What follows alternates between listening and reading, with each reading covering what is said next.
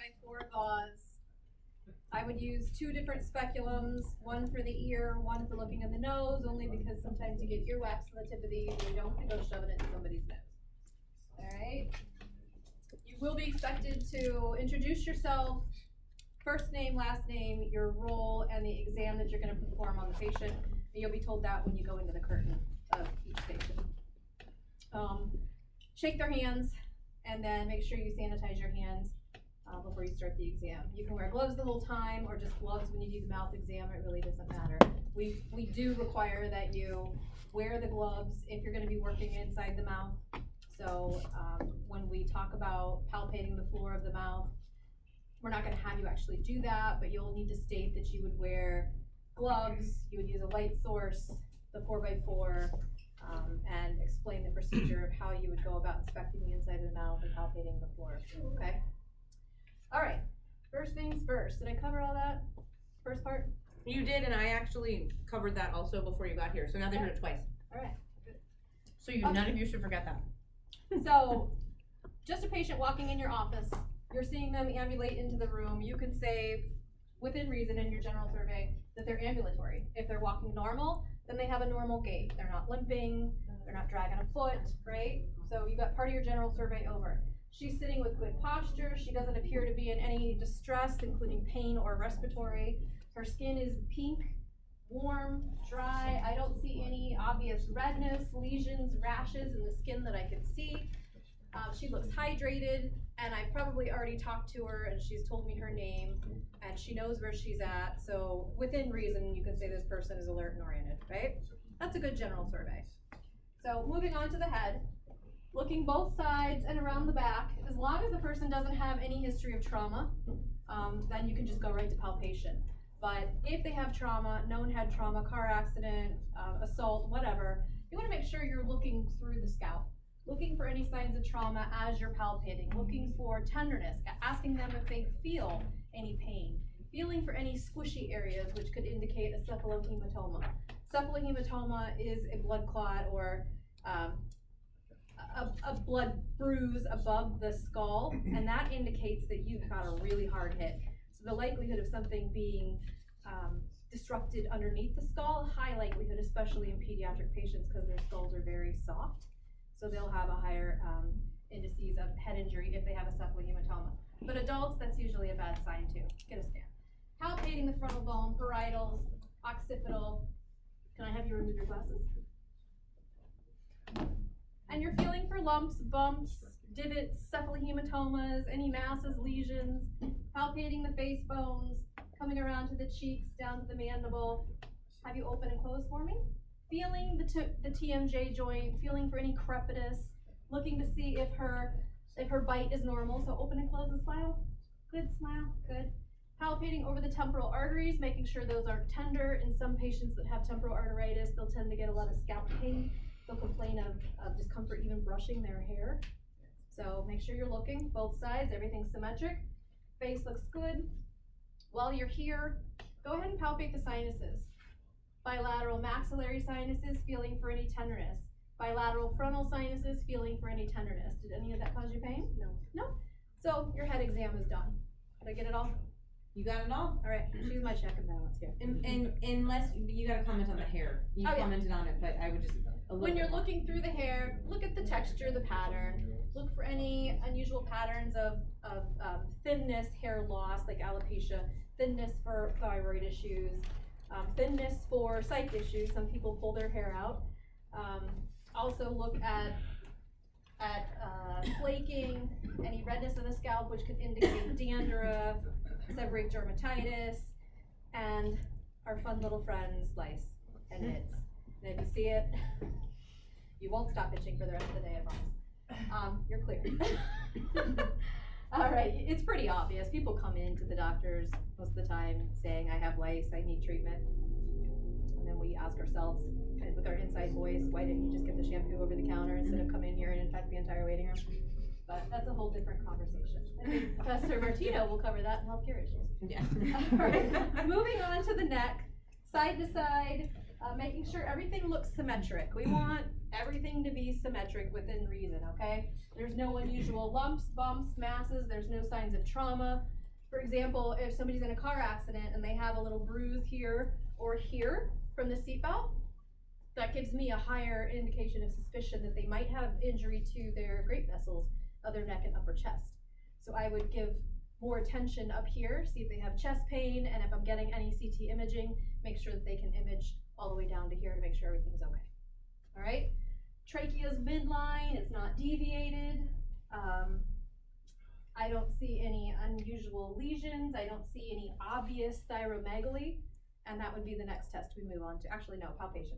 Next test we move on to is occipital nodes, so I'm gonna palpate back here at the base of the skull. Moving forward, palpating the posterior lymph nodes all the way down to the shoulders. Anterior lymph nodes in front of the SCM, all the way down to the clavicle. Deep chain, all the way down to the clavicle. Okay, come up here to the angle of the mandible, bilateral tonsillar hypertrophy, sublingual, or some people call them submandibular, and then submental. And then I'll have you shrug your shoulders up. And then you're gonna go in the divots and feel for the supraclavicular lymph nodes. We're looking for any lymph nodes that are swollen, tender, firm, hard, fixed, irregular. Okay, that's an abnormal. We want to hear you talk about 3 abnormal things you would be looking for with everything you're examining. Okay, any questions so far? All right, moving on. You need to verbalize the lymph nodes as you're palpating them. Okay. Woo, that espresso really got me going at lunchtime. Yeah. That peanut butter power. I think they gave me double espresso in that one, Ann. Woo! I am raging. I have a heart rate of like 130 right now. It's crazy. All right, do you want any water? No. Water? Water. Yeah. I have a Starburst. Well, we've been given like a Don't stop t-shirt on our that. patient got into a car accident, so we should know to check for those lines, or? Yeah, if we ever give you a case For this one, one, do we? or we No, just you're not giving general? cases. This is just you examining. Okay. You're gonna walk in the room and introduce yourself, wash your hands, Yeah. and say, I'm here to do head, neck, skin exam. Okay. And that's all you're doing is showing us the exam. You're not gonna interview, you're not gonna ask them any questions. Mm-hmm. It's you examining and talking. That's it. Okay? Juan's getting you some water Okay. right now. I just think it's easier. The other thing I was gonna say too is, so everything that Professor Gerald just did is that's what is on this exam minus the thyroid, and then that's complete. I was telling some students earlier that you do have to check the parotid gland on the ENT exam. I have sort of been telling everybody, because I think it makes sense, is to just, when you're palpating and on the head, the parotid is right there, you're at the TMJ, right? I would do it in both exams, right? I would do the parotid, in addition on this exam, and then I would do the exact same thing, the parotid, the TMJ, the mastoid on your ENT exam. So it does Same seem thing with like, the sinuses. and the same with the sinuses. Now, it does seem like you're duplicating, but the reason is that we don't normally separate a physical exam like this, right? Like, in the real world, we're not doing that. You're doing it all together, so the head and neck and ENT, it kind of all goes together. We're trying to separate it out right now as best we can, but I think it just makes the most sense for you to remember everything if you do the mastoid, the parotid, and the sinuses on both exams. So Because let me- it just makes sense. Let me do it again, okay? Yeah. And we'll incorporate all that. So we inspected the hair, the scalp, okay? No trauma, looking at hair texture, hair pattern, everything looks normal. There's no indication of scalp redness, flaking. I don't see any lice or nits. I'm palpating the frontal lobe, parietal lobes, occipital lobe, bones, no tenderness. Coming around to the front of the face, palpating the face bones, palpating the mastoid. I'm actually gonna look at both mastoids. We're gonna palpate over the parotid, have you open and close, good, and then palpate over the temporal artery. So does that make sense how you put it all together? So do you still want us to do it like chunked up, like? What do you mean chunked up? Well, like, you know how you gave us the checklist papers? Did you Yeah. want us to go through all, like, let's say like hair, skin, and nails, all that one, then the next one, or? Nope, so the Like- hair, yeah, skin, like and nails combo. the hair, skin, and nails is essentially what we said to you. You're just looking, when you walk in and do your general Okay. assessment, your skin exam from that checklist is literally that. Yeah, you could say, I walk in, skin looks warm, pink, and dry. It feels warm to the touch, using the back of my hands. I don't see any obvious patterns of rash. There's no lesions, there's no dryness. Looking at the nails, I don't see any nails that are thickened, broken, spooning. Can you go like this for me? No evidence of clubbing. So that would be a quick skin exam, move on to head and neck. Okay. Does that make sense? Is that Mhm. better? Yeah. Yeah. Okay. Okay, on the head, we did the mastoid, we did the sinuses, but when you get to the ear and the nose, you could do them again. Because this station Yeah. is gonna be different than this station, and we may require it at both stations, so I would go ahead and practice it to make sure you incorporate it in the head exam, the mastoid and the sinuses, and then when you get to the ear exam, talk about the mastoid again. When you get to the nose exam, talk about the sinuses again. Do you understand why we're having you do it that way? It's not just to make it like more complicated, it's to try and simplify it, that it just makes sense. If you're looking at someone's ear, you should be commenting on their mastoid. If you're palpating their head for a head exam for trauma, you should be palpating behind their ear at their mastoid. So it goes with both exams. Good? Okay. So thyroid, right? That's the Okay, last and part. keep in mind, skin, head, neck station is this station over here, okay? It's one station. So the person grading you is seeing you mention the mastoid process, which is on the head. They're seeing you talk about the sinuses, which is also in the head, right? They're seeing you talk about the parotid gland and the TMJ, which is in the head. But once you go over here, this is gonna be ear, nose, and throat over here. So the person over here is gonna wanna see you talk about the mastoid, because that's actually part of the ear exam as well, but it's still on the head. Make sense? So we need to see it in both places. When you do the nose, we need to talk about the sinuses. Make sense? Okay, moving on. Alright, with the thyroid, I'll have you put just a little water in your mouth. Just a general inspection, making sure you don't see any obvious enlargement. You can choose to do the anterior or posterior approach, I don't care. When you're out in clinical, I would like you guys to keep doing both. You're gonna shimmy the SCMs over, swallow. Good. I saw the thyroid move, but I don't see anything that looks large. Okay, I'm gonna shimmy this SCM over and back, kind of pushing the left side of the thyroid out a little bit. I'm gonna do circles and go sideways. Same thing on the left side. Pushing on that left side to protrude the right side. I'm gonna do circles and sideways. Then I'm gonna come around to the back using my landmarks. Lightly touching my finger pads together, okay? Get all the way up to the isthmus. And swallow for me. I can feel the thyroid move. It slid past my fingers. It felt even. You can push the right side of the thyroid a little bit to accentuate the left side. Again, palpating. And then you can push the left side to accentuate the right side, again, palpating. Circles and this motion. This is gonna be one of those exams you have to practice over and over and over to get really good at it, to be able to feel something, okay? Like I said, you can choose to do the anterior approach or the posterior approach.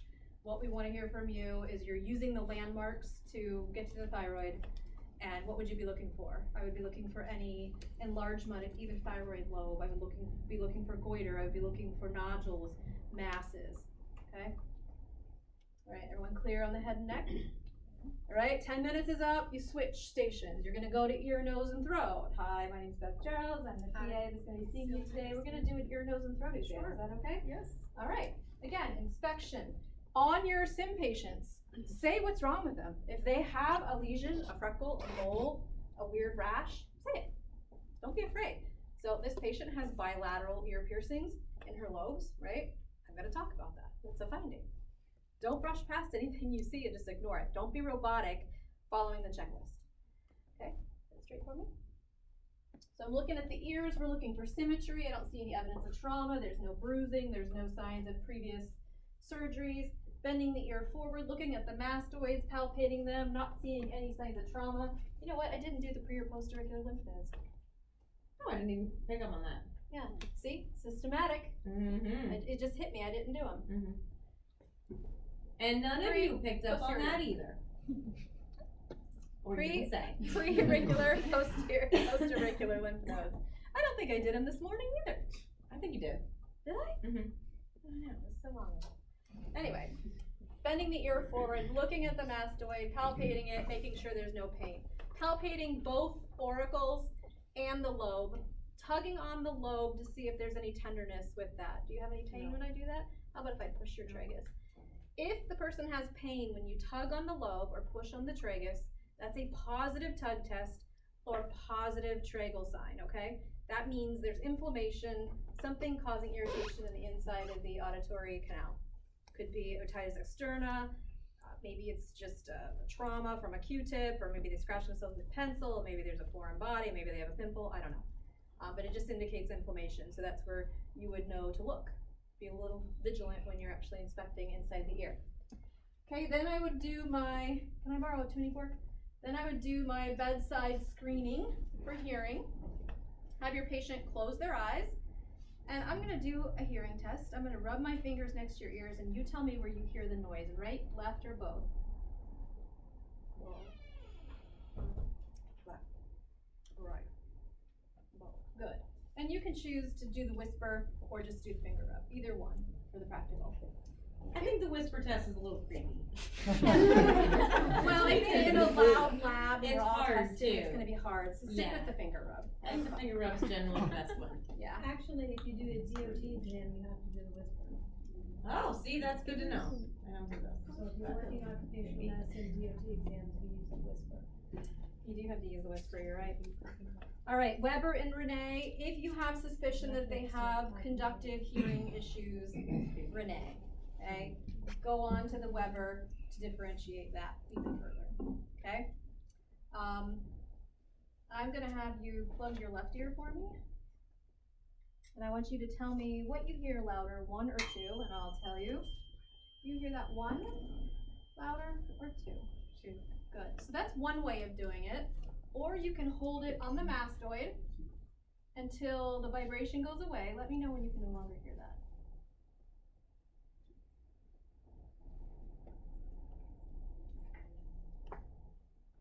Takes a while. Still hear it?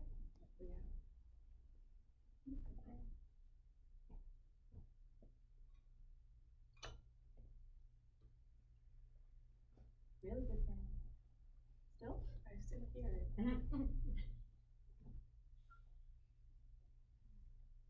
Good hearing. Still? Yes. How about now? Yes. Wow, you really do have good hearing. Now it starts to diminish. How about that? Yes. Wow, she's got really good hearing. That's impressive.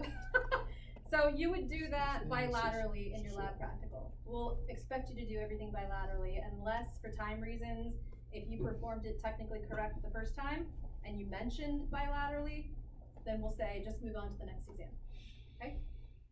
All right, Weber, have your patient close their eyes. I'm gonna place this tuning fork on the top of your head and you let me know if you hear it in both ears equally or one more than the other. Both equally? Both. So the Weber does not lateralize, that's how you would document that, okay? Or if it lateralized to one ear or the other, you would say Weber lateralized to the left, okay? And exactly what your patient tells you in these lab practicals, that's what you need to report. We wanna hear how you would document it normal while you're talking through this whole process, okay? Any questions with that? So everything's verbal, like nothing. Everything's verbal. Okay. Yep, you're gonna examine and verbalize why you're doing something. We're also looking to make sure you guys are instructing your patient properly.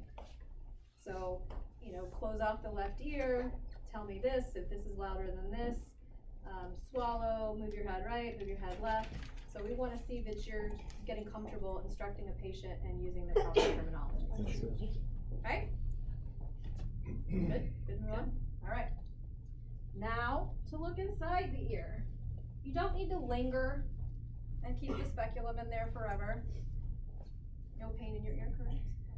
Good. So I like to give it a tug, up and back, move the tragus a little bit so you can see the canal, so you have an idea of where you're going. Get a good look at the eardrum, and then be done with the exam and say, The canal looked clear. I didn't see any evidence of cerumen. There was no erythema, no foreign body, no evidence of maceration, otitis externa. The TM was opaque with a good light reflex, no bulging, no retraction, no erythema. That's what we're here. But you don't need to do this.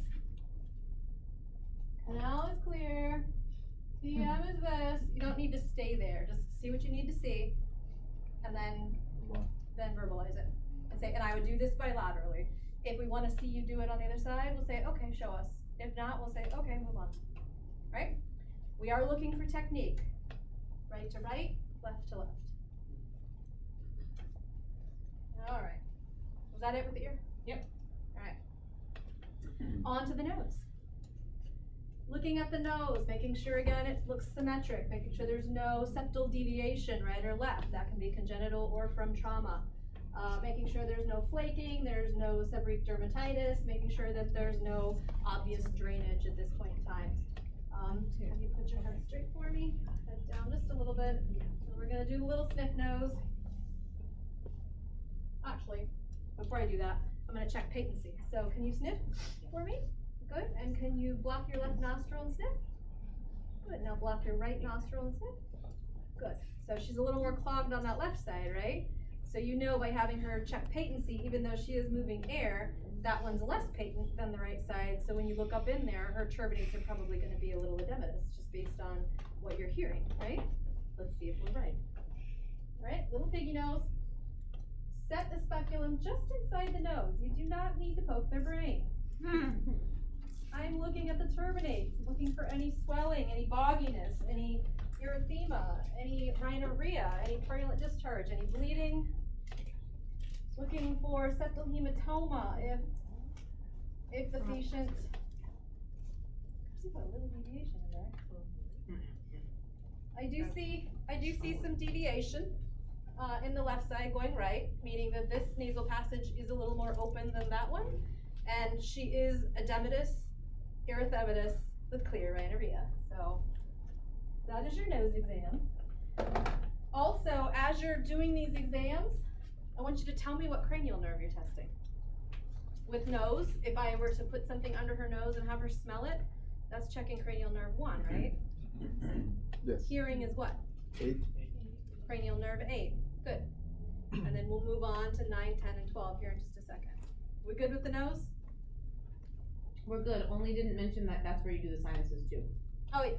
And while you're here, repalpate the sinuses, okay? All right, moving on to the throat. Looking at the mouth, making sure the lips look symmetric, making sure the patient looks hydrated, they're not dried, fissured, cracked, no signs of trauma. Dried, fissured, cracked lips could indicate dehydration status. Can you open for me and say ah? Good. Looking at the mucous membranes, everything looks moist. Can you stick your tongue out for me? Say ah. So by having her stick her tongue out and say ah, that's testing cranial nerve 9 and 10. Sticking the tongue out is 12. If you want to be really thorough with 12, you have them stick the tongue out and move it side to side. That's testing cranial nerve 12. So we've tested 1, 8, 9, 10, and 12. Okay, I told you you'll get most of the cranial nerves when we're done with this semester. Okay, again, looking at buccal mucosa, everything looks well hydrated. I'm checking Stenson's gland, which is adjacent to the second premolar. Those are patent. Vertical challenge, here we go, there we go. Looking at the gums, looking for any evidence of periodontal disease, looking for any defects, chipped teeth, any tenderness to your teeth at all. Okay, we're gonna palpate the teeth with the tongue blade. Nothing? Good. Let's see your tongue on this side, tongue on this side. And under the tongue, looking at the Wharton's ducts to make sure those are patent as well, right? Say ah. Looking in the posterior pharynx at the tonsillar arches and the uvula, looks normal. They rise and fall symmetrically. The tonsils do not appear edematous. They don't have any erythema or exudate. I actually don't really see tonsils. Are yours gone? They're still there? They're just tiny. So you can say tonsils are 0. You can say tonsils unobserved. If you know they had them removed, you would say tonsils surgically absent, or grade them. They're 1+, 2+, 3+, 4+. Okay? One more time. looking at the total posterior pharynx, a little vascular, little postnasal drip, but other than that, no exudate, okay? Also, just another tip, you don't need to know this for the test, but bite down on that. If you suspect somebody has a jaw fracture from a trauma, and you have them bite, and you can twist this and break it on both sides, they don't have a jaw fracture. Okay, just a little tip for you. All right, where were we? Tonsils, uvula, teeth, floor of the mouth. We good with the back of the throat? Good with it. One thing you didn't mention is the gag reflex. Oh, yes. That you need to mention that, don't do. You can mention the gag reflex as being part of 9 and 10, but don't go gagging your patient. They're awake, they're talking, we know their airway is okay. The only time you really wanna check a gag reflex is if somebody's unconscious and you're worried about their airway, like in a seizure situation. Alright. But you do need to mention that for this. Yes, you do need to mention it. Moving on to the mouth exam. We looked inside the mouth, but we really need to look at each side of the tongue and underneath it for any lesions, especially if somebody has a history of tobacco use, whether it's smoking, vaping, or chewing. Head and neck cancer is a big thing, and sometimes folks will come in with recurrent otalgia that gets missed for months and months and months. Their ears look fine, they're diagnosed with eustachian tube dysfunction, and it turns out that they have some sort of cancer at the base of their tongue. So we need to be vigilant about that. Keep that in your back of your mind. If you're looking at an ear that's otherwise normal, they keep coming in for ear pain, they're a smoker, even a past smoker, have a higher suspicion for head and neck cancer. All right, with the tongue exam, this is awful, I do apologize. And stick your tongue out, wrap the end of the tongue, and with a light source, look to either side of the tongue and lift it up, looking underneath it, but really we just wanna get side to side. I know that's awful, I'm so sorry. All right, floor of the mouth, you just have to mention, you just have to talk about this exam. We're not actually gonna have you do it, so just verbalize how you would do it. With gloves on, I would insert my finger under the tongue while pushing up from the chin and palpate the floor of the mouth under both sides of the tongue, looking for any firmness, any nodules, masses, looking for elevation of the tongue that would be abnormal. You guys remember Ludwig angina from lecture? Soft tissue infections there in the jaw. Lots of inflammation can happen, and it's a very small space, so it can't really go out this way very much, and it starts to go backwards, which then creates an airway issue, and that's why we get a little hypervigilant about that condition. Okay? Any questions? There will be some questions that you're asked by the faculty member at the end of your exam. It ranges anywhere from 2 to 4 depending on the station that you're at. This is consistent throughout all the practicals. And those are questions that they're all related to patient assessment. They're things that if you're practicing your exam, you're studying, you can't like study for the questions. You'll know the answers if you're practicing, okay? But expect a few questions at the end. Okay, good. Okay, groups of 3, start recording yourselves. Okay, so I hit that. Stop. We're here Yeah. if